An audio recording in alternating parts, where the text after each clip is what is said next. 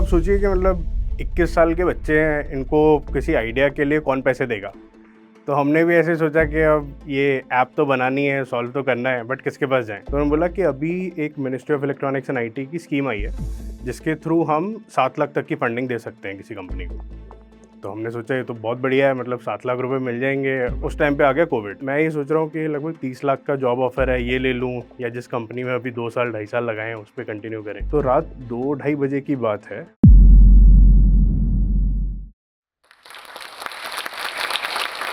तो third year में जब हर कोई कॉलेज स्टूडेंट सोच रहा होता है कि मुझे प्लेसमेंट्स की तैयारी करनी है या मास्टर्स के लिए, एमबीए के लिए अपने फॉर्म्स भरने हैं, उस टाइम पे ये 3 लोग कुछ खूंखार करने की सोच रहे हैं। ये सोच रहे हैं कि जो हमारे बैचमेट्स हैं, क्यों ना हम आके इन्हीं को प्लेसमेंट्स ऑफर करें। इसके लिए वो अपने ही कॉलेज से 7 लाख की फंडिंग लेके एक 200 करोड़ की कंपनी बना देते हैं। नमस्कार, मैं हूं वैभव कौशिक और मैं हूं नवगति का को-फाउंडर एंड सीईओ। तो जिन 3 दोस्तों की मैं कहानी आपको बता रहा था, उन 3 दोस्तों में से एक मैं हूँ और मैं आज जो स्टॉक्स के इस मंच के थ्रू आपको अपनी कहानी बताने जा रहा हूँ। तो शुरुआत होती है 2016 में, जब मैं बिट्स पिलानी में गया था अपनी इंजीनियरिंग करने के लिए। तो मैं वहाँ पे अब मैथमेटिक्स एंड ट्रिपल ई पढ़ने गया था, 5 साल का कोर्स था। एंड क्या हुआ वहाँ पे कि थर्ड ईयर के टाइम पे हम लोगों की एक इंटर्नशिप होती है नोएडा में। तो मैं ग्रेटर नोएडा से आता हूँ, वहाँ पे आधा घंटे का डिस्टेंस होता है ग्रेटर नोएडा से नोएडा के बीच में। तो मैं डेली एक कैब लेता था, तो कैब ड्राइवर से बात करते-करते पता लगता था कि हर कैब वाले को एक दिन में 1 घंटे के आसपास सीएनजी स्टेशन के सामने लाइन पे लगे रहना होता है। तो मुझे लगा कि अगर ये अपने दिन का 10% टाइम कहीं वेस्ट कर रहे हैं, तो इसका कोई ना कोई तो सॉल्यूशन होगा। किसी ने किसी ने सोचा होगा कि सीएनजी पंप के सामने इतनी बड़ी लाइन लगी है, तो कोई तो इसको सॉल्व करेगा।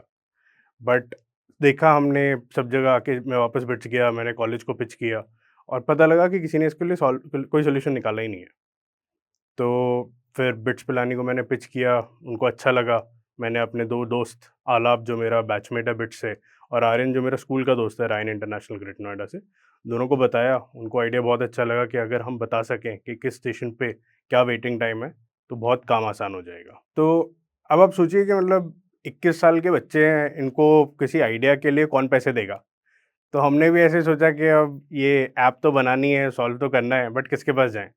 तो हमने सोचा कि जहाँ पढ़ रहे हैं पहले उनके पास जाके बात करते हैं। तो हमने जब कॉलेज वालों को बताया कि हम ऐसे-ऐसे आइडिया पे काम करना चाहते हैं, तो उन्होंने बोला कि अभी एक ministry of electronics and IT की स्कीम आई है, जिसके थ्रू हम 7 लाख तक की फंडिंग दे सकते हैं किसी कंपनी को। तो हमने सोचा ये तो बहुत बढ़िया है, मतलब 7 लाख रुपए मिल जाएँगे। अभी मतलब कहाँ थर्ड ईयर में बच्चे हैं, तो काम अपना कुछ शुरू हो सकता है। तो हमने फिर फंडिंग ली बिट से। लेकिन वही कहते हैं ना कि जब सारी चीज़ें मतलब आ जाएँ, फिर भी कुछ ना कुछ हो सकता है, मतलब कुछ ना कुछ बिगड़ सकता है। उस टाइम पे आ गया कोविड। अब कोविड आ गया तो सोचो कि रोड पे गाड़ियाँ नहीं है, कोई गाड़ी नहीं चला रहा है, किस चीज़ के लिए सॉल्व कर रहे हो? तो 1.5 साल लॉकडाउन का पीरियड रहा, अब हमें किस स्टेशन पे क्या भीड़ के लिए, कोई भीड़ ही नहीं है। तो फिर हमने सोचा कि अभी क्या करें? हमने सोचा कि एक काम करते हैं कि जो हमें अभी ये टाइम मिला है, हम इसको ज़ाया नहीं करते हैं। हम बैठ के इसके बारे में एक सॉल्यूशन बिल्ड करते हैं। अभी आई प्रॉब्लम तो आइडेंटिफ़ाई हो गई है, कॉलेज ने फंडिंग भी दे दी है, बट इसके लिए एक सॉल्यूशन बिल्ड करते हैं। तो हमने सोचा कि ये सारे जो स्टेशंस हैं, पेट्रोल पंप है, सीएनजी स्टेशन है, इनमें कैमरा तो लगे ही होते हैं। और उस टाइम पे हमें न्यूज़ में पता लगा कि जो दिल्ली की गैस कंपनी है, इंद्रप्रस्था गैस, उन्होंने एक सॉल्यूशन इम्प्लीमेंट करने की कोशिश की थी, जिसमें क्या होता था कि एक स्टेशन के बाहर एक बंदा खड़ा रहता था और वो काउंट करता था कितनी गाड़ियाँ हैं। अब सोचो कि कोई एक चीज़ जो मतलब एक-एक करके एंटर करनी पड़ेगी, वो चीज़ कितने दिन तक चलेगी? तो वो चीज़ नहीं चली, तो हम सोचा कि ये जो मैनुअल एंट्री वाला सिस्टम है, हम इसको बदल देंगे। हमने सोचा पंप के जो कैमराज़ हैं, उन्हीं को यूज़ करके हम बता देंगे किस स्टेशन पे कितनी भीड़ है और लोगों को जाने में कितना टाइम लगेगा। तो ये सारी चीज़ों को बना के हमने अपना बी टू बी ऑफरिंग, जो बिज़नेस टू बिज़नेस ऑफरिंग है, आवेग, उसका पहला प्रोटोटाइप बनाया। इस टाइम तक 2021 का टाइम हो गया था। अब वो 1.5 साल, 2 साल जो हमने लगाए प्रोडक्ट बनाने में, अब कॉलेज का प्लेसमेंट का भी टाइम आ गया था। तो उस टाइम पे क्या हुआ कि मेरा ये जो ट्रायल ऑर्डर था, वो सक्सेसफुल कॉन्ट्रैक्ट में नहीं आ पा रहा था। तो 2021 में मेरे पास एक जॉब ऑफ़र भी था पेपैल से। अब मैं ये सोच रहा हूँ कि लगभग 30 लाख का जॉब ऑफ़र है, ये ले लूँ या जिस कंपनी में अभी 2 साल, ढाई साल लगाए हैं, उस पे कंटिन्यू करें। तो फिर मैंने घर पे डिस्कस किया, तो घर वालों ने बोला कि तुमने इतना टाइम ऑलरेडी इसमें लगा दिया है, ये इस चीज़ के बारे में तुम बहुत पैशनेट हो, तो 1 साल और दे के देख लो। तो फिर मैंने सोचा कि मैं अभी ऑफ़र नहीं लूँगा, मैं 1 साल और लगाऊँगा एंड 1 साल बाद हमने 30 लाख के पैकेज पे लोगों को हायर किया। तो ऐसा नहीं है कि मतलब अगर वो रिस्क, मुझे ऐसा लगता है कि अगर मैं वो रिस्क नहीं लेता, तो चांसेस हैं कि मैं कभी इस लेवल पे नहीं आ पाता कि मेरे अंडर भी लाइक इतनी बड़ी टीम काम कर रही होती। तो क्या है कि घर वालों ने बोल दिया कि आप चलो 1 साल और दे दो, कंपनी भी बढ़िया मतलब शुरू हो गई, अपनी राह पे आने लगी। लेकिन प्रॉब्लम ये होती है कि किसी भी नए सेक्टर में अगर कुछ काम कर रहे हो, तो हर कोई सपोर्ट करने वाला होता नहीं है। इमीडिएट फैमिली के अलावा मतलब जो रिश्तेदार थे, काफ़ी लोगों को ऐसा लग रहा था कि मैं घर पे बेरोज़गार बैठा हूँ। क्योंकि आज से 3-4 साल पहले तक जब वो फंडिंग की वो हाइप नहीं आई थी, उससे पहले-पहले तक लोगों को लगता था कि जो स्टार्टअप कर रहा है वो बेरोज़गार है। तो काफ़ी बार ऐसा भी हुआ, हमने कहीं जाके किसी कंपनी को पिच किया हो, ईमेल किए हों, तो उनका जवाब ही ना आया हो। काफ़ी बार ऐसा हुआ है। तो क्या है कि हर सिक्के के 2 पहलू होते हैं, मतलब काफ़ी बार अगर नेगेटिव लोग भी हैं, तो पॉज़िटिव लोग भी होते हैं। तो इस सेक्टर में जब कुछ नया करने जाओ, तो कुछ लोग आपको बोलेंगे कि नहीं, आप किसी सही राह पे जा रहे हो। हमारे साथ ऐसा हुआ हमारे सीड राउंड के टाइम पे। तो हमारा जो सीड राउंड हमने रेज़ किया था लास्ट ईयर, वो हमने रेज़ किया था with MapmyIndia, GAIL, gas authority of India जो इंडिया की सबसे बड़ी गैस कंपनी है, MeitY, department of science and technology and all in capital. तो इसमें जो लीड इन्वेस्टर थे मैपमा इंडिया, उनको जब हमने पिच किया तो उन्होंने उन्होंने सोचा कि ये तो बहुत बढ़िया मतलब आइडिया है, इतने सारे पेट्रोल पंप है इंडिया में, इतने सारे गैस स्टेशन है, तो इनके लिए अगर कोई चीज़ सॉल्व कर रहा है तो उसमें हमें डेफ़िनेटली पार्ट होना चाहिए। तो उस तरीके से शुरुआत हुई थी हमारे सीड राउंड की। तो जब हमने सीड राउंड रेज़ कर लिया था, कोविड भी खत्म हो चुका था, लॉकडाउन हट चुका था, तो जो हमारा सबसे पहला क्लाइंट था इंद्रप्रस्थ गैस, उसके पंप पे हमने पायलट करके पूरा एनुअल कॉन्ट्रैक्ट ले लिया था। अब क्या होता है किसी बी टू बी कंपनी में अगर आप देखेंगे तो सबसे पहला क्लाइंट सबसे कठिन होता है लाना। अगर आपका पहला क्लाइंट आ चुका है, तो उसके बाद बहुत आसान हो जाता है आपके लिए कोई चीज़ को, उसी प्रोडक्ट को और लोगों को बेचना। तो हमने पहले एक गैस कंपनी क्रैक की। उसके बाद हमने एक दिन हम तीनों को-फाउंडर्स का आपस में डिस्कशन हो रहा था। सोच रहे थे एक कंपनी पे डिपेंडेंट नहीं होना चाहिए। तो रात 2 ढाई बजे की बात है, हम लोग कॉल पे थे, हम लोगों ने सोचा कि क्यों ना हम सभी कंपनीज़ को कॉन्टैक्ट करें। तो हमने कोई प्लेटफ़ॉर्म पे देखा कि कहाँ से ईमेल आईडी निकालते हैं सभी गैस कंपनियों की, वो ईमेल आईडी निकाली और सबको ईमेल शूट कर दिया। तो रात ढाई बजे अगर हमने ईमेल किया, सुबह 9 बजे रिप्लाई भी आ गया है कि आप इस जगह पे आ जाइए और हमें एक डेमो चाहिए। तो वो ये है कि हमें तो उस टाइम पे रियलाइज़ हुआ कि जो हम चीज़ बिल्ड कर रहे हैं उसकी सही में ज़रूरत है मार्केट में।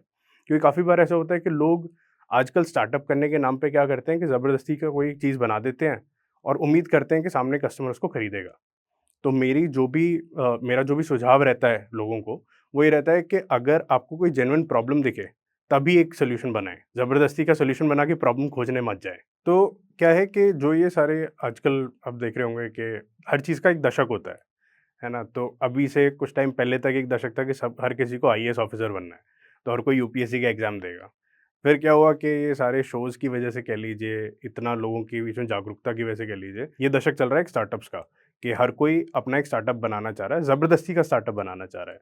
तो उससे क्या होता है कि काफ़ी बार वो स्टार्टअप्स को वो रिकॉग्निशन, वो फंडिंग, वो नहीं मिल पाता है। इस चक्कर में काफ़ी स्टार्टअप्स 90% ऑफ स्टार्टअप्स जो भी बनते हैं इंडिया में, वो फेल हो जाते हैं। दुनिया भर का यही सीन है। लेकिन हम ये चाहेंगे कि अगर आप सही में कोई जेन्युइन प्रॉब्लम के लिए कोई सॉल्यूशन बिल्ड कर रहे हैं, तो आप क्या कर सकते हैं कि सबसे पहले अपने जो कॉलेज से अगर आप पढ़ रहे हैं, तो उस कॉलेज में आप इंक्यूबेटर के पास जा सकते हैं और जो भी गवर्नमेंट स्कीम्स हैं, आप मानेंगे नहीं कि गवर्नमेंट की स्कीम के थ्रू ही आप लगभग 50 लाख से 1 करोड़ की फंडिंग ले सकते हैं। एंड किसी भी प्रोडक्ट के लिए 50 लाख से 1 करोड़ की फंडिंग मिलना बहुत बड़ी बात है। आपका पहला प्रोटोटाइप रेडी होके कुछ कस्टमर्स तक आ सकते हैं। आप आराम से 1 से 2 साल तक अपनी कंपनी चला सकते हैं। तो पहला पहला तरीका ये हुआ कि अपने कॉलेज के पास जाएँ, उसके बाद फ्रेंड्स एंड फैमिली या एंजल नेटवर्क्स के थ्रू जो नेक्स्ट राउंड ऑफ फंडिंग है वो उठाएँ। मैं ये नहीं कह रहा हूँ कि फंडिंग नहीं मिलेगी तो स्टार्टअप सक्सेसफुल नहीं होगा। लेकिन क्या होता है कि फंडिंग आने से आपको एक एक्सटर्नल मोटिवेशन मिल जाता है कि हाँ, हम जो चीज़ कर रहे हैं इसमें और भी लोग पैसा लगाने के लिए तैयार हैं। तो क्या होता है कि बहुत सारी गवर्नमेंट स्कीम्स हैं, जैसे कि ministry of electronics and IT का स्टार्टअप हब है, मेटी स्टार्टअप हब। उसकी कुछ स्कीम्स हैं, जैसे टाइड 2.0 फंडिंग है जिसमें 4 लाख से लेके 7 लाख तक की फंडिंग मिलती है। इसके अलावा मेटी स्टार्टअप हब की एक समृद्ध स्कीम भी है, जिसमें 40 लाख तक की मैचिंग फंडिंग मिलती है। तो अगर आप कहीं 40 लाख का इन्वेस्टमेंट लेके आते हैं किसी एंजल इन्वेस्टर से या वीसी से, तो मेटी स्टार्टअप हब बोलता है कि हम आपको 40 लाख तक का पैसा और दे देंगे। फिर क्या है कि और डिपार्टमेंट जैसे स्टार्टअप इंडिया ने एक स्कीम लॉन्च की थी, startup India seed fund scheme. तो उसमें क्या होता है कि आपको स्टार्टअप इंडिया की वेबसाइट पे जाके 3 इंक्यूबेटर सेलेक्ट करने होते हैं वो इंक्यूबेटर पे आप अप्लाई करेंगे तो आपको 20 लाख टू 50 लाख तक का इन्वेस्टमेंट मिल सकता है। अप टू 20 लाख का ग्रांट होता है एंड 50 लाख का अगेन मैचिंग इक्विटी होती है। तो इस तरीके से आप अप्लाई कर सकते हैं सारी स्कीम्स में एंड बहुत सरल है, बहुत ज़्यादा सरल है। अब क्या हुआ है कि क्योंकि नवगति जो मेरी कंपनी है उसमें इतने गवर्नमेंट सपोर्ट मिला है, तो हम लोग भी कुछ स्टार्टअप्स के लिए एज़ अ जूरी मेंबर जाते हैं। तो कॉलेज मुझे इनवाइट करता है कि आप ये सारे स्टार्टअप्स को स्क्रीन कीजिए, देखिए कि कौन-सा स्टार्टअप आपको लगता है कि वर्दी ऑफ एक पर्टिकुलर फंडिंग है। तो ये सारी बातें हैं जो आपको मतलब ध्यान में रखनी चाहिए, अगर आप स्टार्टअप शुरू कर रहे हैं और आपको गवर्नमेंट फंडिंग या गवर्नमेंट स्कीम्स के थ्रू अपने स्टार्टअप को सपोर्ट करना है। अब मैं आपको लेके चलता हूँ उस पॉइंट पे जहाँ पे मैंने अपनी कहानी छोड़ी थी। अब क्या हुआ कि जब हम कुछ कंपनीज़ के साथ काम करने लगे, शार्क टैंक इंडिया सीज़न 1 बहुत बड़ा हिट हुआ। लेकिन हमें ऐसा लगता था कि हमने इसी वजह से सीज़न 1 में अप्लाई नहीं किया क्योंकि मुझे लगता था कि अगर आप कोई डी2सी कंपनी है, मान लेते हैं आप कोई खाने की चीज़ बेच रहे हैं, तब लोगों के पास मतलब टीवी पे जाने का सेंस बनता है। मुझे लगा कोई टेक कंपनी को उतना अच्छा रिकॉग्निशन नहीं मिलेगा, वहाँ शार्क टैंक पे जाने का। बट क्या हुआ कि हमारी एक क्लाइंट ने बोला कि आप एक स्टार्टअप हो, आप शार्क टैंक पे क्यों नहीं आए? तो वो बात से हमें लगा कि हर कोई ये शो को देख रहा है, हर कोई अपने आप को उससे एसोसिएट कर रहा है। तो फिर हमें लगा कि हमें इस बार अप्लाई करना चाहिए। तो हमने फिर सीज़न 2 में अप्लाई किया, हम लोग सक्सेसफुल थे। तो वहाँ पे फंडिंग लेना मेन वो ऑब्जेक्टिव नहीं था, फंडिंग तो लेनी ही थी, सपोर्ट भी चाहिए था मेंटर्स का जो वहाँ पे शार्क्स हैं, जो बहुत बड़े दिग्गज हैं। बट इसके साथ-साथ हमें चाहिए था कि एक वो अप्रूवल, वो जो ठप्पा चाहिए होता है कि हाँ, आपने मतलब कुछ बढ़िया किया है इस सेक्टर में, उससे बहुत हेल्प हुई थी हमें।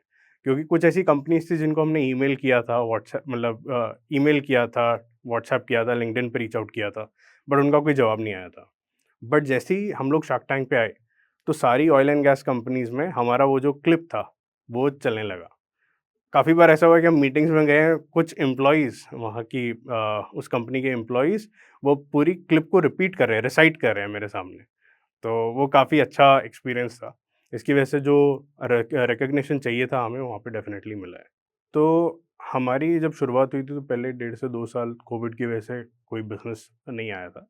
बट फिर उसके बाद हम हर साल 10 गुना ग्रो करते आए हैं।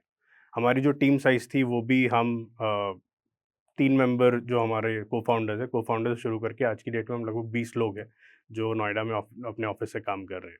और हम अभी टीम को भी और बढ़ा रहे हैं। लेकिन हम ये चाहते हैं कि जो टेक टीम है, जैसे आपने व्हाट्सएप के बारे में सुना होगा, जब व्हाट्सएप को बेचा गया था फेसबुक को, तो उनकी टेक टीम 50 लोगों की थी।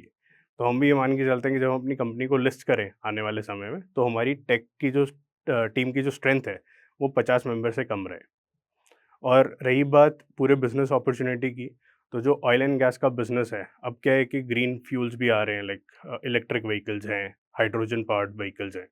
तो ये सारा अगर आप देखें तो ऑयल एंड गैस यानी कि एनर्जी सेक्टर बहुत बड़ा सेक्टर है। मल्टी बिलियन डॉलर अपॉर्च्युनिटी है, अगर आप इस सेक्टर में कोई डिजिटाइज़ेशन पे फ़ोकस कर सकते हैं। नवगति जिस सेक्टर में ऑपरेट करता है, नवगति का कोई कॉम्पिटिशन नहीं है। तो हम इकलौती कंपनी है जो ऑयल एंड गैस सेक्टर को डिजिटाइज़ कर रही है। On the B to B side, B to C side की बात करें तो हम इंडिया की सबसे बड़ी फ्यूल डिस्कवरी ऐप चलाते हैं। हमारे पास 15 लाख से ज़्यादा सीएनजी कंज्यूमर हैं, जो हमारी ऐप यूज़ करके किसी स्टेशन पे जाते हैं। यहाँ तक कि ऐसा भी हुआ है कि अगर कोई नया स्टेशन, नया सीएनजी स्टेशन अगर इंडिया में खुलता है, तो पहले हमारी ऐप पे लिस्ट होता है, उसके बाद इनॉग्रेट होता है। क्योंकि उनको ये पता है कि अगर नवगति ऐप पे नहीं हो, तो आपके स्टेशन पे सेल नहीं होगी। एक बार ऐसा हुआ था कि हम लोग शार्क टैंक के बाद एक डीलर ने हमें कॉल किया। बोला कि सर मेरा स्टेशन बहुत अच्छी लोकेशन पे है, लेकिन मेरे स्टेशन पे सेल नहीं आ रही है। तो उसके पंप पे लोग आके कह रहे हैं कि सर आपके स्टेशन पे सेल नहीं है क्योंकि आपका पंप नवगति ऐप पे नहीं है। तो डीलर हमें कॉल करके बोलते हैं कि सर आप कुछ भी पैसा चार्ज कीजिए बट मेरे स्टेशन को अपनी ऐप पे आप लिस्ट कीजिए। तो हमने बताया कि सर लिस्टिंग तो फ्री है आपके स्टेशन की। तो हमने स्टेशन को लिस्ट किया एंड 2 महीने के अंदर उनकी सेल 200% तक इंक्रीज़ की है। तो इससे हमें पता लगता है कि जो बी टू सी साइड है उसकी कितनी पावर है। अगर आपके हाथ में डिमांड है, तो आप डेफ़िनेटली किसी स्टेशन की या किसी आउटलेट की सेल बहुत ज़्यादा बूस्ट कर सकते हैं। तो क्या है कि अगर आप इतनी बड़ी ऐप बनाते हैं, तो लोगों का ट्रस्ट गेन करना बहुत मुश्किल है। तो नवगति ने ये ऐप को इस मुकाम तक लेके आने में कोई पैसा खर्च नहीं किया है। Zero marketing money has been spent on this. हम लोग ऑर्गेनिकली वर्ड ऑफ माउथ से ग्रो किए हैं। आप अगर किसी भी ड्राइवर से बात करेंगे, तो 10 में से 7 ड्राइवर्स के पास नवगति ऐप होगी। आप उनसे पूछेंगे कि भैया आप सीएनजी स्टेशन ढूँढने के लिए कौन-सी ऐप यूज़ करते हो? या फ्यूल अवेलेबिलिटी या वहाँ पे स्टेशन पे गैस है या नहीं है, ये चेक करने के लिए आप कौन-सी ऐप यूज़ करते हो? तो हर एक का जवाब होगा कि हाँ, ये हमारे पास एक ऐप है नवगति, वो ऐप आपको दिखाएँगे। तो उससे आपको यकीन होगा कि जो हमारा पूरा ये इकोसिस्टम बना है, ये ड्राइवर्स के थ्रू बना है, सीएनजी यूज़र्स के थ्रू बना है। उन्होंने ऐप को वर्ड ऑफ माउथ की तरह मतलब एक-दूसरे को बता के, व्हाट्सएप ग्रुप्स में शेयर करके ऑर्गेनिकली किया है। तो इससे हम लोगों ने कस्टमर्स का ट्रस्ट जीता है। इसके साथ-साथ क्या है कि हमने एक सुपर यूज़र कम्युनिटी बनाई हुई है। तो जो भी नया फीचर आता है हमारी ऐप पे, सबसे पहले वो सुपर यूज़र्स को दिखाया जाता है। इसमें 500 लोग हैं, जिनको नया फीचर दिखाया जाएगा, वो टेस्ट करेंगे, अपना फीडबैक देंगे। उसके बाद ही आम जनता तक दिया जाएगा। जैसे आज और हमारा एक बहुत अच्छा फीचर है, हम लोग क्या करते हैं कि कोई भी फीडबैक आता है, तो पूरी कंपनी में हर एक को ईमेल आता है, हर रोज़ सुबह 8 बजे। तो मैं वो ईमेल देखता हूँ कि क्या-क्या फीडबैक आया लोगों का। जैसे आज एक आया कि मेरे को अपनी गाड़ी में ग्रीन डीज़ल डलवाना है और आप ग्रीन डीज़ल स्पेसिफिकली बता दो कि किस-किस पंप पे अवेलेबल है। तो ये भी हम अपनी ऐप में भी इनकॉर्पोरेट कर रहे हैं। तो जब हम 3 दोस्तों ने कॉलेज में इस कंपनी की शुरुआत की थी और कॉलेज से 7 लाख का सपोर्ट लिया था, उससे लेके अब 2024 में जब हमने इस कंपनी को 200 करोड़ के मुकाम तक लेके आ गए हैं, इंडिया में ऐसा कोई पेट्रोल पंप नहीं है जो मेरी ऐप पे नहीं है।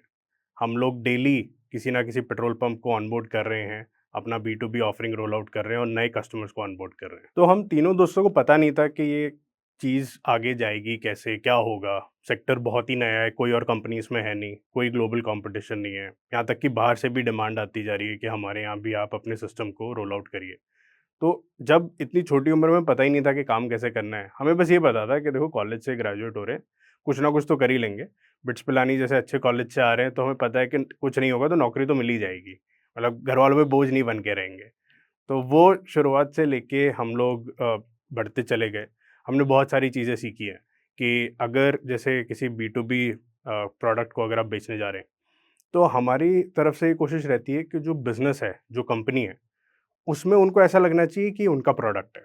उनको मज़ा आना चाहिए उस चीज़ को यूज़ करने में। अगर आप उस चीज़ को अपना बेबी मान के चलोगे तो वो चीज़ बहुत आगे जाएगी।